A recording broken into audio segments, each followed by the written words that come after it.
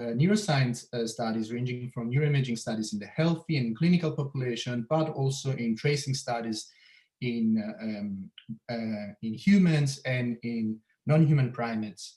And what is known is that especially the insula is one of the regions in the brain that is a main input for autonomic nervous system activity, which means the sympathetic and the parasympathetic branches of the autonomic nervous system activity, which regulate our, investment of energy or our conservation of energy, project directly to the insula, which then projects to these other regions like anterior cingulate cortex and amygdala, and which is believed then to, this information is then integrated within this brain network, major human functions such as empathy and emotions and affective behavior.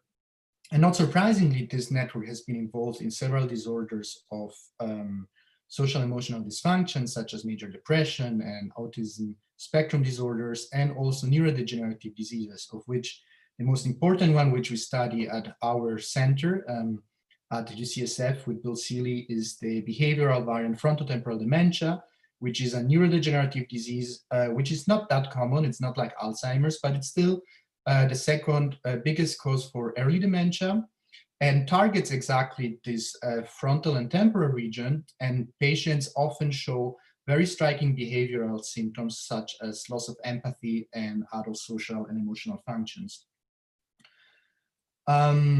What is also very interesting about the Salience network is that the insula and also the anterior cingulate cortex to some extent show a very specific site architectonic features in which you have agranular portions in the anterior insula which lack layer 4, and within these portions of the insula, in humans and in also other large brain-sized, highly social mammals like cetaceans, elephants, and other primates, you have in high densities 2 types of neurons called von Economo neurons and fork cells. And you can see them here in blue, the fork cells, which have this typical form of a fork, and here these elongated von Economo neurons, also called spindle neurons. And these 2 neurons share a lot of molecular markers, are large projection glutamatergic neurons, which have not been studied a lot since they're only found in these large brain social mammals. But what has been shown by clinical studies is that the same regions that harbor these neurons degenerate in behavioral variant frontotemporal dementia, and that these regions that overlap with the atrophy patterns in this disease overlap also with the anatomy of the Salience network.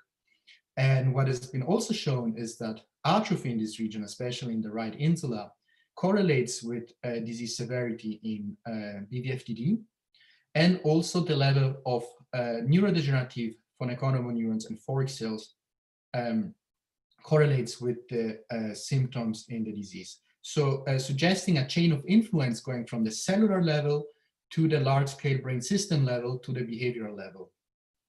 And this brings me to the next slides. While there have been some studies showing a relationship between neuron degeneration and impaired behavior, or between network degeneration and brain behavior, no studies was able so far to assess a direct link by combining the 3 data sets and looking whether there is a direct relationship between the degeneration of these specific neuron types and this network degeneration, and then the empathy deficits found in patients.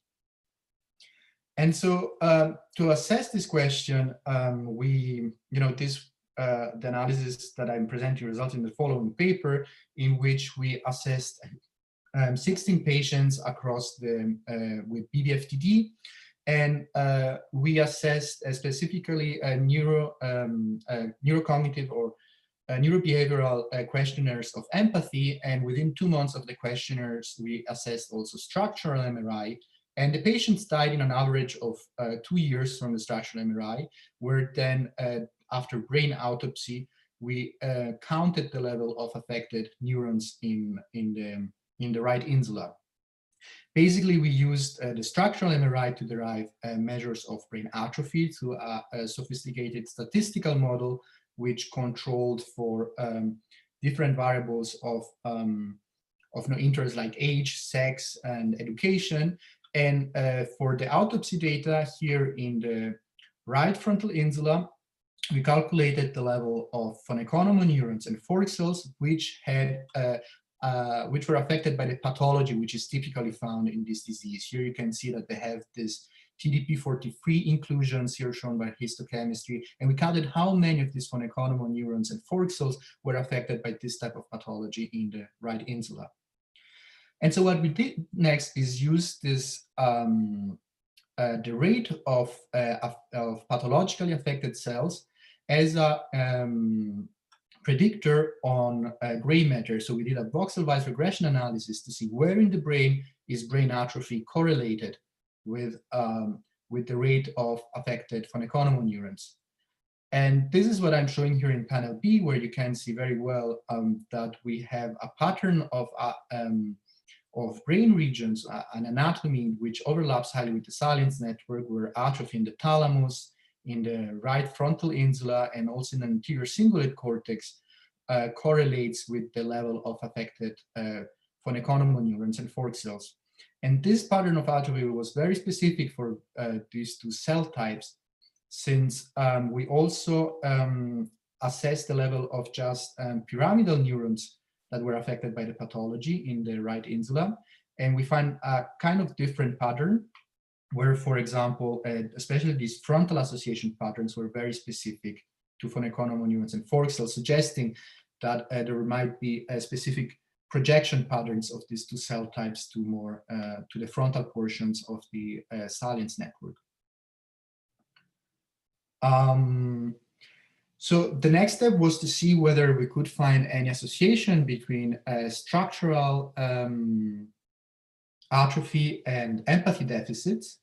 And so what we correlate here is the level of atrophy in these regions that were associated with von Economo and fork cells degeneration with our measure of empathy. And we did also other control analysis where we correlated atrophy in the right occipital cortex, or where we correlated frontal and subcortical and right insular atrophy to the Boston naming test, which is a language test. And what we were able to show here is that there is a very specific association where atrophy in this frontal and insular regions correlates with empathy deficits in patients, which was not found for the occipital cortex, or there was no relationship here, for example, for the Boston naming test. And so there is this big question now in system neuroscience, whether, it's specific cells that convey the deficits in a behavior, for example, or that are important for a behavior, or whether these specific neuron types are embedded in a system, and that then the system plays an important role for the behavior itself. And here what you can see, we tested this question through a mediation analysis, where we looked whether degeneration of von Economo neurons and fork cells predicted empathy deficits, and we found that this relationship was present as in previous studies. But then we analyzed whether this relationship is conveyed by the atrophy of the insula and of the frontal areas that are part of the Salience network. So whether there is a mediation of this large system level that conveys the relationship between neuron degeneration and empathy deficits. And we found out that exactly that Salience network atrophy in this case was completely mediating the relationship between neurons pathology and behavioral deficits, suggesting, what we think of system neuroscience, that it's not single neurons or single neuron types that are important for that are, driving a behavior, but that these are embedded in a large scale system that then is important to generate the behavior. So yeah, in conclusion, this was the first study for me that brought my attention on the Salience network, where, I tried to look how a cell or neuronal measure, or how to link the large scale brain and the behavioral levels in one study, showing that there is a link between specific degeneration of these cell types and Salience network atrophy and then empathy deficits in patients. And it was based also on this study that after my visit to the Brain Institute and working with Raul and Fernanda, we decided also to to analyze this system in more detail. And so, I'm probably not the expert here on ayahuasca. Raul has to correct me if I'm saying anything. I'm preaching here to the priest, I guess, but so ayahuasca is a psychedelic brew, traditional brewed by the native population of the Amazonas, and it contains two major components, which are the leaves of Psychotria viridis here on the left and of Banisteriopsis capi on the right.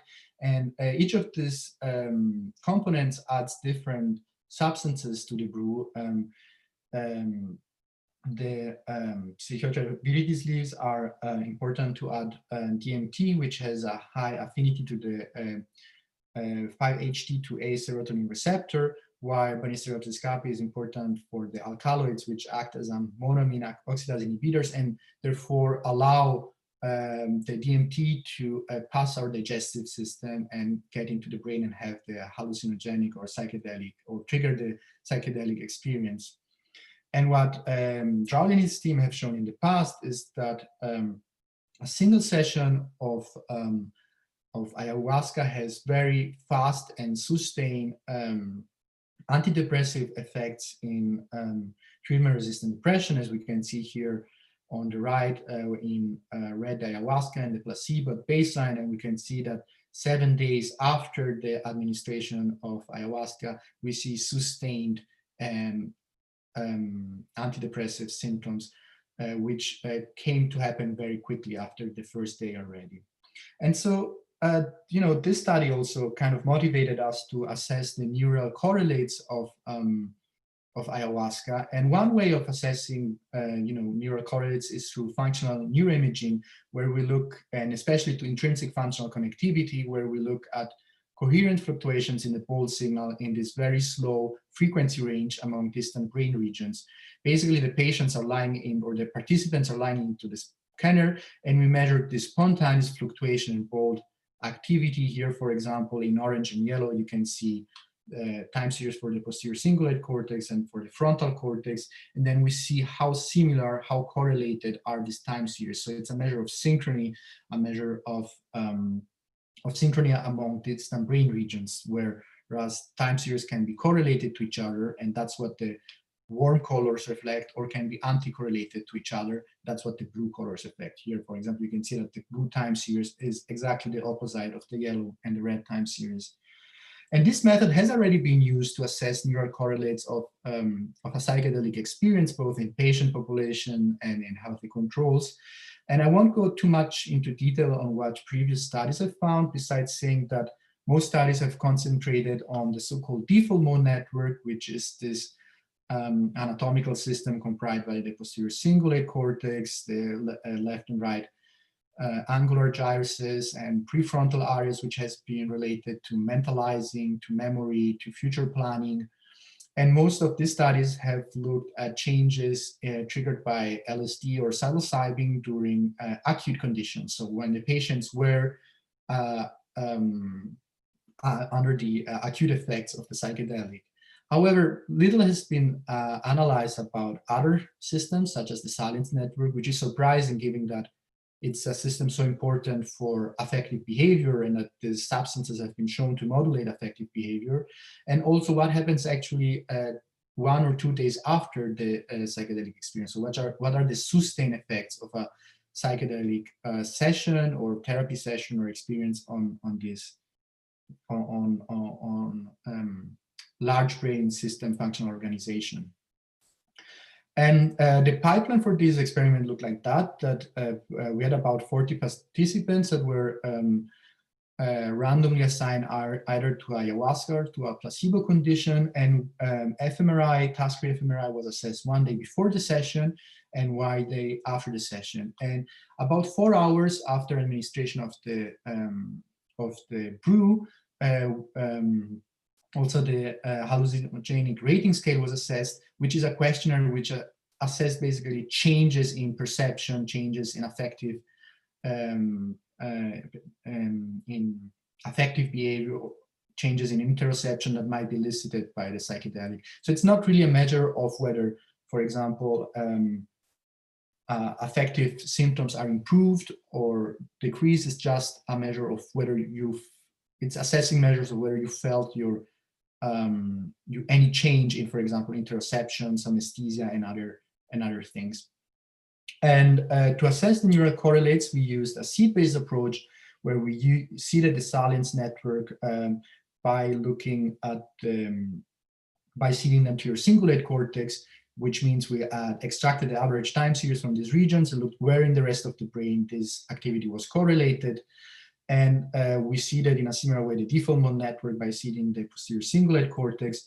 And we also seeded the visual cortex and the sensory motor network. Here, the seeds, you can see them in blue, because we wanted to use these systems as a control, since we didn't expect that in the long term, these systems might be affected by the psychedelic experience. And what you can see here in panel A is group differences between the ayahuasca and the placebo group, reflecting increased connectivity, so increased synchrony within the anterior cingulate cortex of the Salience network for the ayahuasca group. As you can see here, the average levels of connectivity from this seed are extracted and plotted for the two groups. We see increased connectivity. And when looking at the default mode network, we found decreased connectivity within the posterior cingulate cortex. Here shown also by these box plots, where we see that while in the Salience network connectivity was increased in the ayahuasca group after the session compared to placebo, the default mode network showed decreased connectivity. And besides within network connectivity, we assessed also connectivity between the systems by extracting average time series of the Salience network and default mode network, and looked whether this between network connectivity between this different system here, Salience versus default mode, or Salience versus visual, was changed between the ayahuasca and the placebo group, and found that only connectivity between the Salience and default mode network was impacted by the psychedelic experience, whereas ayahuasca showed higher functional coupling between these two systems when compared to the placebo group. All other systems were, we didn't find any significant changes at all, and also within network connectivity, we didn't find any changes in the visual and sensory motor system, suggesting that the subacute effects of ayahuasca are very specific on these higher cognitive networks. We then assessed whether connectivity changes found during after the psychedelic experience correlated with the subjective changes in experience assessed through the hallucinogenic rating scale. And so we concentrated on three major questionnaires that assessed changes in synesthesia, so changes on how you feel, changes of your heart body, of your heart rate, of your skin conductance, your respiration, changes in volition, so what was your motivation to engage different behaviors, or changes in affect, so did you feel that your emotions were changed by the experience. And we found positive significant correlation between how increased connectivity changes within the Salience network correlated with changes in synesthesia, so altered state of how you feel your body, which makes sense. The system has been involved in synesthesia and interoception. We found that changes in connectivity in the default mode network correlated with changes in volition. Here, both in the ayahuasca and the placebo group, raising the question whether this is, a general effect of the trial, or whether it's specific to the psychedelic. And we found also a specific association between increased connectivity between the Salience network and the default mode network and altered affect, which is interesting because both systems have been shown to be involved in depression. And So as a conclusion, here what this study showed is that we find striking subacute functional changes with ayahuasca reflected by increased connectivity in the Salience network, decreased default mode network connectivity, and increased Salience default mode network connectivity. And as evidence that there is a long-lasting effect of ayahuasca on these brain networks that are supporting higher order cognitive functions involved in interoception, self-referential functions, and affective behavior. In a second step, I wanted to further investigate this functional network organization of the Salience network by focusing on one of its key hubs, the insula. And as I was saying, one of the major ways of looking at functional organization is to functional connectivity. And one of the main limitations of previous approaches is that they've looked at connectivity on a static way, where you basically assess the synchronicity of both brain regions here, for example, for the duration of the entire scanning sessions. However, from neuroscience, from electrophysiology and so on, we know that the brain is a highly dynamic system.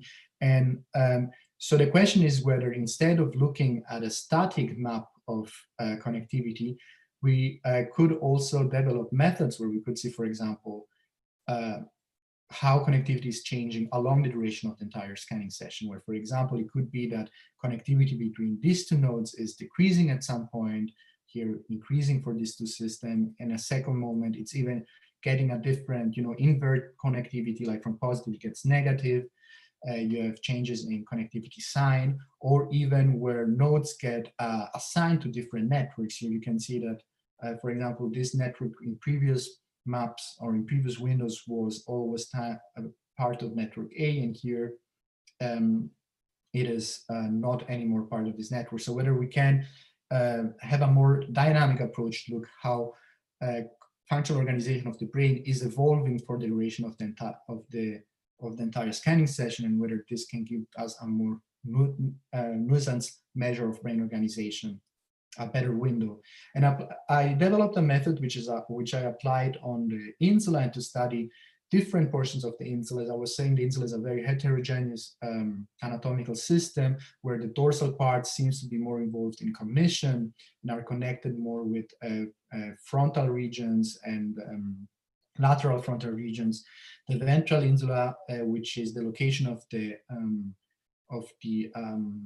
Economo neurons and Ford cells, is more connected to limbic areas as the orbitofrontal and subgenuine anterior cingulate, while the posterior insula is more connected to sensory motor processing. And it's the contribution of these three different parts that is believed to be important to modulate our different behaviors, like social behavior and emotional behavior. And so the pipeline I developed was to extract the time series here, for example, of the left ventral insula, and then in windows of 36 seconds length, which were shifted every 2 seconds, to generate for each of these windows a whole brain connectivity map. So you can see that this map here, for example, SIW1, is the map that was generated by correlating the time series here in black with the rest of the brain. The second map here in gray is the map that was generated by correlating time series here in this gray window to the rest of the brain. And so this approach, this sliding window, was shifted along the entire time series to generate 218 dynamic connectivity maps, which were then vectorized. So here, this green row is basically this brain image here. And then I used k-means clustering, which is an algorithm that finds different clusters in your data to derive 4 states of dynamic insular connectivity. Here you can see the centroid maps, which are the average maps for these brain states. And by knowing how each of these time points or these brain maps was clustered in one of these states, I can also derive a time series of state occupancy, which tells me how each subject then spends time in one of those 4 states. Here you can see more in detail the 4 modes that were derived, the 4 states that were derived for the 4 insula seeds. I concentrated on ventral and dorsal left and right seeds, and we can see that there is a high overlap in the spatial maps. Like independently, for each of these seeds, I was able to extract very similar patterns of dynamic functional connectivity states. State 1 characterized by a more dorsal connectivity pattern, a single so-called single opercular connectivity pattern. State 2 was characterized by negative connectivity to the visual system and sensory motor system. State 3 showed a very inverse connectivity pattern with more positive connectivity to the sensory motor and visual system. And mode 4 was more of this ventral pattern of connectivity spanning the orbitofrontal and subgenual cortices, like more this ventral pattern of insular connectivity. And although there were some differences between right and dorsal connectivity, overall the patterns were highly correlated to each other. So this here is showing in the high color, show you how these 4 states, for example, are similar in their spatial extent. So suggesting that we are actually looking at very similar systems which are found in all insula seeds. And the other information that can derive from this approach is a temporal information that tells me how each subject is spending time in, for example, state 1, state 2, state 3, state 4 for the left ventral insula. I can also derive the number of transitions, so how often my insular region is transitioning between the 4 states, and also a measure of diversity, so-called derived from Shannon diversity index, that tells me whether my insular seed is spending equal amount of times or similar amount of times in the 4 states. For example, you can see here for this subject 47 is that the different insula seeds are transitioning and spending similar amount of times in the 4 states, while this subject here, all the seeds spend almost 100% of their time only in state 1. So it gives me a measure also of how diverse my state occupancy profile is at the individual level. And on a different data sets, I then assessed whether there were any differences in longitudinal state occupancy. So using this independent data sample and by approaching the same approach, I derived again these 4 states of insular connectivity. And here to paired sample t-test, I compared whether there were any differences in state occupancy between the first scan and the second scan. And I didn't find any significant differences at all, suggesting that there is some, that the individual profiles of state occupancy are kind of conserved in time.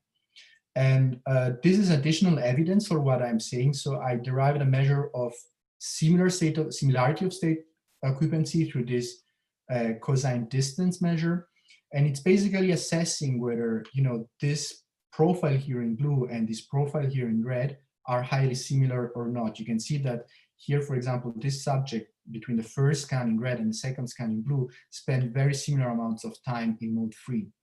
Here we see a very similar pattern also for subject 41, which is here also at the higher level of the distribution, where regardless of the first and the second scan, the insula seeds spend very similar amount of times in the 4 modes. Other subjects showed very different patterns of state occupancy. For example, subject 21, 26, which are here on the lower tail of the cosine similarity distribution, spend a very different amount of times in the 4 states between the first and the second scan, suggesting that there is some level of consistency in time at the individual level, but that also some subjects change a lot in time, the way they spend time in different insula seeds. So the second thing that I analyzed here was also to see whether, while the previous finding are suggesting that there is some trait level characteristic in time varying connectivity where participants spend similar amount of times in the 4 states across time, suggesting that it's something that relates to their traits.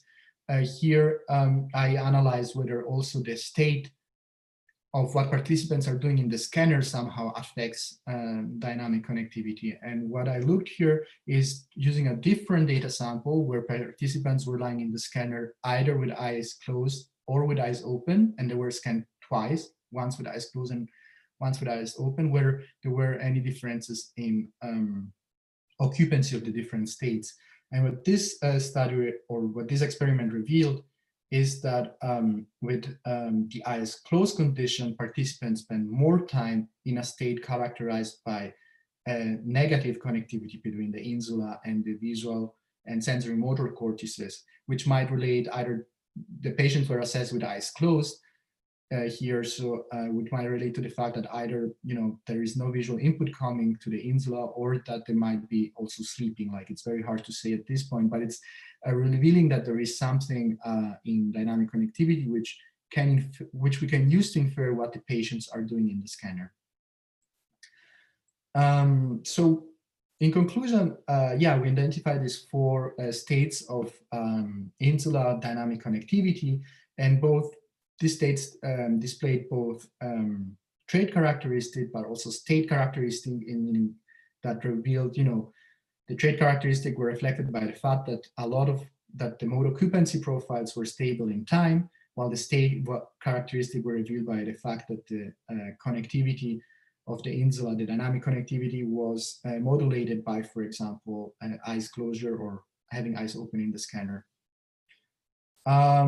Yeah, so I just, for maybe also for the discussion, would like to mention what I'd like to do in the future and how I would like to leverage this, this line of work I've been pursuing in the last years.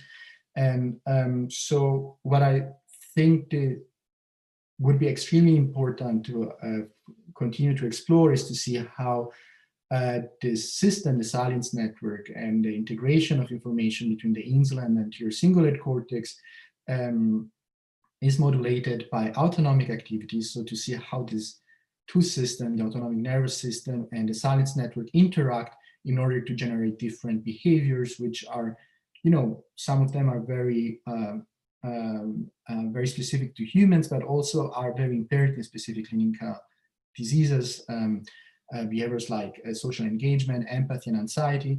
And I think we are now at the moment where we can study also how specific serotonergic modulation through psychedelic, for example, might impact the relationship between autonomic activity and Salience network organization in order to modulate the same behaviors. And yeah, I'm coming to the end of my talk. I would like to thank a lot of people. It takes a village to put together these studies, particularly my mentors, Bill Seeley and Virginia Sturm, and also Manish Sagar at Stanford. And in particular also Draud and Fernand and their team at the Brain Institute for having given this amazing experience of working with them and analyzing the data with them. Yeah, I'm happy to take any questions. Thanks, Lorenzo. So I do have two questions. Actually, it's more of your opinion. So you've shown that there are changes in the Salience network and the default network, both in dementia and in psychedelics. So my question is general. Do you see any use of psychedelics in dementia? And if you do see, how do you see it? That's a very tough question, Raul. I don't know whether I'm the best person to ask this because I'm not a clinician. I know that serotonergic drugs like selective serotonin reuptake inhibitors are used to treat behavioral symptoms, for example, in behavioral variant frontotemporal dementia, and also to treat anxiety, for example, in Alzheimer's and in Parkinson's disease. Actually, I know that there is an ongoing trial or a planned ongoing trial at UCSF where they plan to see whether, I think psilocybin can be used to treat anxiety in Parkinson's disease. There are many studies suggesting that psychedelics might have also might modulate different, growth factor in the brain and so on. My sense is that when you have dementia, when you are already at the stage where your cognition is impaired, it's very late to try any pharmacological intervention that might stop the disease. the current understanding we have of neurodegenerative diseases is that the pathological mechanism that drive brain atrophy and so on start up to 20 years before the symptoms actually reveal themselves. So you are working, that's for example also why recent vaccines that are trying to remove these pathogens from the brain have not worked in Alzheimer's. The brain is already too compromised and to, it's trying to repair something which is already broken. But I guess that for the treatment for anxiety, it might have, for example, it could be a promising approach, especially in low dosages. And I know that people are already working on that here at UCSF. Thanks. It's interesting though that, these systems that are very involved in dementia, like the Salience network in VVFTD, the default mode network in Alzheimer's, are also the same networks that are, heavily influenced by psychedelics. So there is something there which, it might be just, that these networks are doing everything and are involved in a lot of function, but there might be also something more to the story to explore. The second one is, do you see any application of the dynamic framework that you've shown to understand the acute effects of psychedelics? So do you see applications of the dynamic framework into a psychedelic data set? I think it would be extremely fascinating to see how dynamic functional brain organization is changed during the acute effects, because to see how it gradually changes, how it is during the acute effects, or even to see how it changes through a little modulation of the environment, for example, by changing the music which is given to the participants or through different visual stimuli. I think this is a very, very fascinating line of research. And what I'm particularly excited about is also not only to look at brain organization, but since psychedelics are known also to have a profound impact on how you feel your body, like your heart rate changes, your feeling in the guts changes. Sometimes you have even skin feeling or change on the skin. How is this autonomic information integrated in the brain and changes maybe also the perception of your body and the perception of, and how you and your emotions somehow, because these systems are theorized to be involved in the production of emotions. So yeah, definitely very interesting. But I think also that the long-term assessment is, some of the data I've presented showed that dynamic connectivity is also some trait characteristic, like it's conserved across time. And some data I haven't shown is that it even correlates to, for example, trait level empathy. And so it could be that even you could use dynamic connectivity to change how days and months after the session, your brain organization is changed. Right. I just thought that maybe during the acute effects, the changes are the ones that vary quickly between 1 second to the other, right? More than during the subacute effect. So my question was more to try to understand whether or not, during the acute effects, you would be capable, or the technique is sensitive enough to detect these type of changes, these type of subtle changes that's happening together with the phenomenology of the effect of the psychedelic. I think there is a huge potential here. Now, this method in particular has some very specific limitations, which are that you need to define the length of the window. And so here, for example, the window was defined as a 30-second window length, which is then slided across the duration of the entire scanning session. So it's somehow very coarse and a little bit obsolete. There are nowadays way more sophisticated algorithms that are used to derive dynamics, which are based, for example, on deep learning, on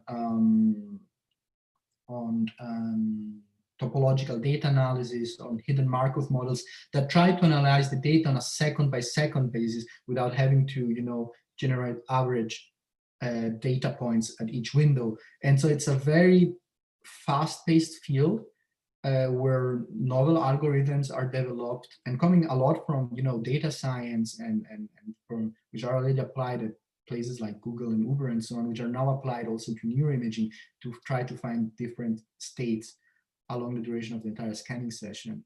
I also think that another very promising thing here is that,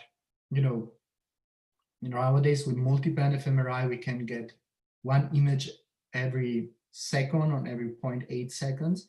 And so this increases the temporal resolution of fMRI a lot and makes it more similar maybe to things like, still very far away from EEG and other electrophysiological measures, but it increases the temporal resolution a lot, which combined with increased spatial resolution can help define the states at a more detailed level. Thanks. Maybe Tarcísio could take over for, I'm not sure if there are questions other way in the YouTube or. Yes, there's one question here. Is there dysfunction of the Salience network in autism? Do you see therapeutic potential in psychedelics for these patients? So the Salience network is heavily impaired in autism, with studies, both functional studies and structural studies, showing reduced cortical thickness, but also changes in functional connectivity, which I'm not remember now whether those are increases or decreases, but this system is definitely involved. And there are even some studies showing that there is a different distribution of Economo neurons and fork cells. What about an application? I know that there are people looking into it. I think it's in Santa Cruz, or maybe Claudio can help me better. There is somebody looking on whether psychedelics can be used to treat social anxiety in autism. Yeah, I think it's one work of Alicia and Charles Grobe from UCLA. So they're trying MDMA. Yeah, it was MDMA. Yeah, right. So there is people working on this. I recently had somebody asking me whether it could be applied on children, and I think this is a very dangerous line of work. It's it's when the brain is already not developed. Like I'll be very careful in saying anything about that. Like, but there are people certainly looking at the involvement of this at the Salience network in autism. It's very well studied. If the person is interested, I can, who is really studying autism is Lucina Udin in Florida. She's a main expert in neuroimaging studies of autism. And there have been some attempts to look at how psychedelics treat things like social anxiety in autism. Yeah. Perfect. Is there any more questions? I think on YouTube that was it. If anybody has any further questions, plus feel free to speak directly to Lorenzo. Yeah, please reach out anytime. Yeah. Okay. Well, I would like to thank you so much, Lorenzo, for the talk. Great talk. I have a very naive question, super naive. Naive in the sense that I really do not have a good grasp in terms of what you can extract from this kind of data. Is there any way that you can, when you define connectivity, is there any way that you can define directionality to understand what is being turned on, before what? There have been some attempts which are using data modeling based, for example, on direct causal modeling, or what is the name, Granger causality. There have been some attempts that have also tried to combine FDG, so glucose metabolism in the brain based on that data and connectivity to define the directionality. But I think that the main limitation here again is the temporal limitation. Like we get in average an image every 2 seconds, and it's very hard, to use these algorithms that have been applying in EEG or other electrophysiological measures to infer directionality. And even there, from my understanding, they're not completely established. So I think the most interesting approach that I've seen so far is by combining different modalities and look, for example, how glucose metabolism in the brain might impact models of directed connectivity, which infer, which is some computational methods and some modeling to infer about the directionality. But yeah, that's it. Like we have very limited, it's it's a little bit of a black box. You put the person in the scanner and you cannot, it's not like in a mouse where you can tweak a lot of parameters. Mm-hmm.